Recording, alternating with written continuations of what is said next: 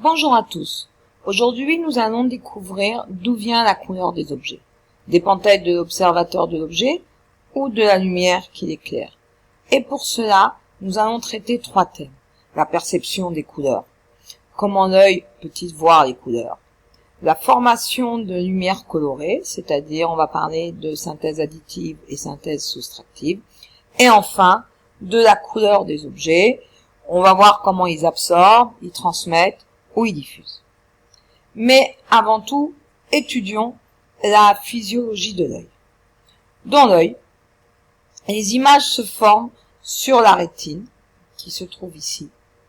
Et celle-ci était tapissée de deux cellules sensibles à la lumière, appelées photorécepteurs. Nous avons les bâtonnets, qui sont des cellules très sensibles à l'intensité lumineuse, mais pas aux couleurs. Ils permettent de voir lorsque la luminosité est très faible, mais sont aussi sensibles au mouvement, mais pas aux couleurs. Par contre, les cônes, qui sont de trois types, les cônes bleus, les cônes verts et les cônes rouges, comme leur nom l'indique, chacun est sensible à une gamme de couleurs d'ondes données. Le cerveau traite les signaux émis par les cônes pour former une image colorée. La perception des couleurs sur la rétine utilise le principe de trichromie, ce qui veut dire trois couleurs, le bleu, le vert et le rouge. Le daltonisme désigne une anomalie de la vision des couleurs due au dysfonctionnement d'un ou plusieurs types de cônes. Le plus souvent, les cônes sensibles au vert, ce qui provoque une confusion entre les couleurs verte et rouge. Thomas Young, médecin et physicien anglais, établit en superposant trois couleurs colorées, le rouge, le vert et le bleu, d'intensité identique, obtient une lumière blanche. Et en superposant ces trois lumières colorées, avec des intensités réglables, peut obtenir la plupart des couleurs. Cela correspond à ce qu'on appelle la synthèse additive, qui est la superposition de lumière colorée. Donc, comme on vient de le dire, cela correspond à la superposition du bleu, du vert et du rouge. Si on superpose le bleu et le vert, on va obtenir du cyan. Si on superpose le bleu et le rouge, on obtiendra du magenta. Et enfin, du vert et du rouge donnera du jaune. Donc, les couleurs primaires de la synthèse additive sont le bleu, le vert et le rouge. C'est ce qu'on appelle le système RVB.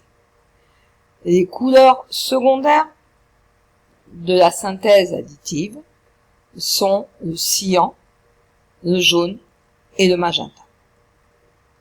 Deux couleurs complémentaires correspondent à la superposition dans une synthèse additive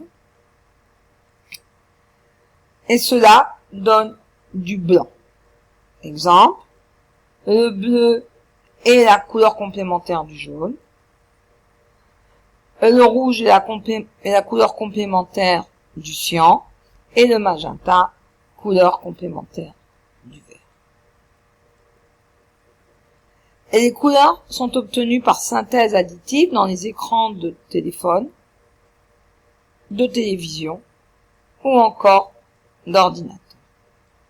Et si on essaie de regarder de plus près et que l'on voit le principe d'un écran plat, on se rend compte qu'une pixel est une unité de surface de l'écran et qui comporte trois petites zones qu'on appelle des sous-pixels, pouvant s'illuminer les unes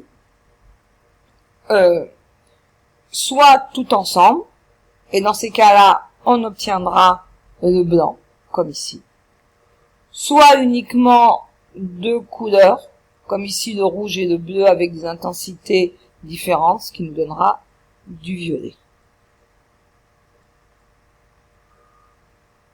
Donc, maintenant parlons de la synthèse soustractive, qui, elle, est l'absorption de couleurs, de lumière colorée. Donc, nos trois couleurs primaires de cette synthèse sont le magenta, le jaune et le cyan. Et lorsqu'on va les mélanger, on obtiendra, si on mélange par exemple le magenta et le jaune, on obtiendra du rouge. Le cyan et le jaune, on obtiendra du vert. Le cyan et le magenta, on obtiendra du bleu. Et si on mélange ces trois couleurs, on obtiendra du noir. Cette synthèse soustractive est utilisée en peinture, en dessin ou encore en impression. Maintenant, vous pouvez vous poser la question, mais comment soustraire des radiations? Parce que, encore là, quand on a affaire à de la couleur, de la peinture, ça se passe bien, mais avec la lumière, comment cela se passe-t-il? Et ben voilà, on obtient cette soustraction de radiation grâce au filtre. Donc, qu'est-ce qu'un filtre? Eh ben, un filtre ne laisse passer que sa couleur. On va prendre comme exemple, si on prend la lumière blanche, qui, vous vous souvenez, est composée de rouge, de vert et de bleu. Si on fait passer cette lumière blanche à travers un filtre rouge, seule la lumière rouge passera. Donc, un filtre coloré transmet sa couleur et absorbe les autres.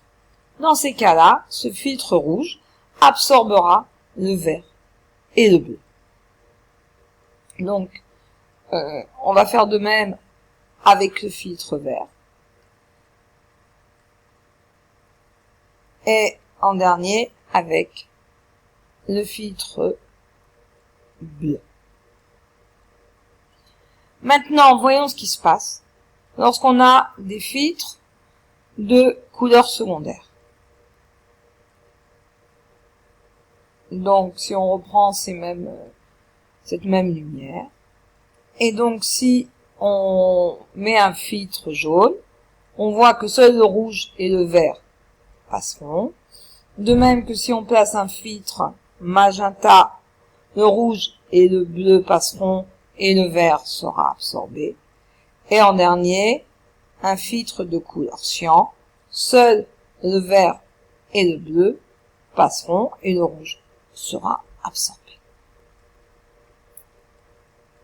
Maintenant, voyons ce que c'est vraiment que la couleur des objets. Si je prends un objet, d'accord, que l'on éclaire, car vous vous souvenez qu'un objet ne peut être perçu que s'il est éclairé par une lumière incidente. Et les objets qui nous entourent sont visibles, car ils nous envoient une partie de la lumière qu'ils reçoivent, généralement d'une source extérieure. Donc lorsqu'un objet reçoit de la lumière, il peut, selon sa nature, le transmettre soit entièrement, soit il peut l'absorber entièrement, et là, on le verra noir. Donc, une partie de cette lumière est absorbée, une partie de la lumière peut être transmise, et ce qui se passe aussi, c'est que la plupart du temps, l'objet en question diffuse la lumière, c'est-à-dire il va la diffuser dans toutes les directions. Les objets comme les miroirs, eux réfléchissent, c'est-à-dire qu'ils renvoient la lumière dans une seule direction. Donc parlons maintenant de la couleur perçue des objets.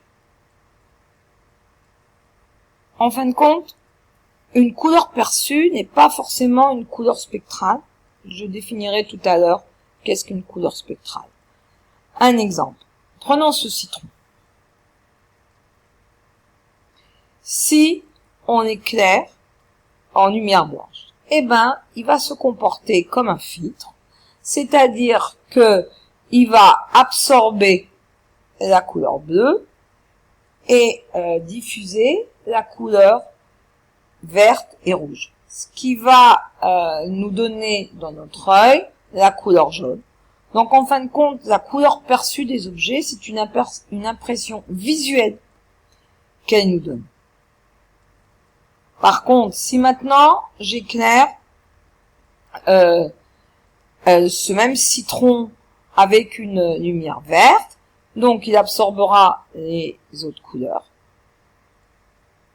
et il émettra donc sa couleur qui est le vert. Si maintenant je l'éclaire en lumière bleue, et ben ce qui se passe, c'est que il va absorber la couleur bleue et donc seul le noir sera la couleur perçue des objets. Donc on aura l'impression que le citron est de couleur noire. Maintenant, si on parle de couleur spectrale, en fin de compte, et si on revient au spectre de la lumière blanche, vous savez que le spectre de la lumière blanche est composé de toutes les longueurs d'onde qui vont de 400 nanomètres à 800 nanomètres, c'est-à-dire 400 nanomètres violet à peu près, et 800 nanomètres le rouge. Donc le jaune qui, dans ces cas-là, a pour spectre une seule raie.